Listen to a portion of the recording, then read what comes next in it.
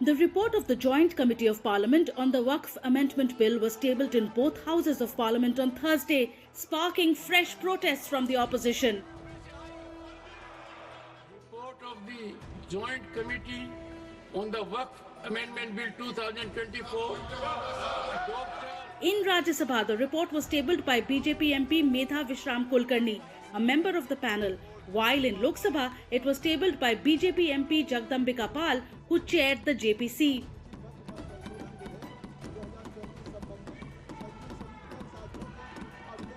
The bill seeks to amend the Waqf Act of 1995.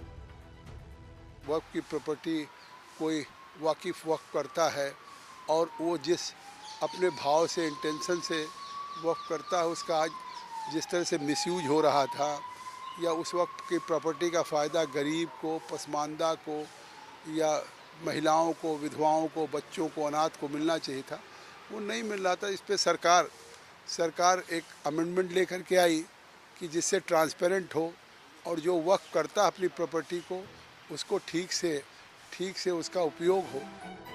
The new bill proposes key changes, including empowering the district collector to settle disputes. The bill also broadens the composition of the Waqf boards to include non-Muslim members.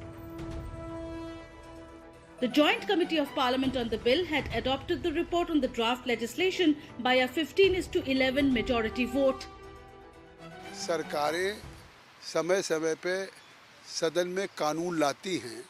उस कानून में आपने देखा होगा कि बहुत से विपक्ष को असहमति रहती है तो क्लॉज बाय क्लॉज उस पर वोटिंग कराते हैं स्पीकर साहब, और उसके बाद बहुमत के आधार पे अमेंडमेंट्स को अडॉप्ट किया जाता है, और अगर माइनॉरिटी है तो उसको टर्न डाउन किया जाता है।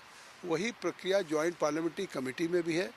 जो हमने रिपोर्ट्स प्रस्तुत की है उसमें जो भी क्लॉज बाय क्लॉज अमेंडमेंट्स थे उस पर हमने सभी मेंबरों से जो जेपीसी के हैं उनसे अमेंडमेंट मांगा था। अमेंडमेंट्स के बाद फिर हमने उसको वोटिंग किया था, पुट टू वोट, और जो मेजॉरिटी के साथ था उसको हमने अडॉप्ट किया, माइनॉरिटी को हमने टर्न डाउन किया। Many critics of the amendment bill say the new bill centralizes power by giving the government more say in Waqf management. They also see the inclusion of non-Muslim members on Waqf boards as an intrusion. उसका तमाम मुस्लिम organisations ने, all India Muslim personal law board ने और तमाम मुस्लिम organisations ने उसकी मुखालफत की है, क्योंकि हम लोग ये मानना है कि अमेंडमेंट्स वक्फ के फेवर में नहीं हैं, बल्कि इससे वक्फ को नुकसान होने वाला है। और ये सबके जहन में बात रहनी चाहिए कि वक्फ बाय द मुस्लिम्स और फॉर द मुस्लिम्स हैं, और ये कोई मुसलमानों ने, हमारे बुज़ुर्गों ने अपनी पर्सनल प्रॉपर्टी को अल्लाह की राह में सवाब की नीयत से वक्फ किया है, लिहाजा ये मुसलमानों की अपनी प्राइवेट प्रॉपर्टीज़ हैं। और ऑलरेडी सुप्रीम कोर्ट के कई जजमेंट हैं जिसमें कि ये बात कही गई है कि once a waqf is always a waqf. तो लिहाजा हम लोगों की यही डिमांड रही है कि जो ऑलरेडी एक्ट है उसमें किसी किस्म का भी अमेंडमेंट ना किया जाए। The opposition has voiced concerns, claiming that their dissent notes were not annexed fully in the JPC report. During the tabling of the report in Lok Sabha, Union Home Minister Amit Shah asserted that the BJP has no objection to the opposition's dissent notes being included without redaction, and asked the Speaker to decide according to procedure. एक सीढ़ी कर आप संसदीय कार्यप्रणालिका के उपयुक्त रूप में जो जोड़ना है वो जोड़े, इसमें मेरी पार्टी को कोई आपत्ति नहीं।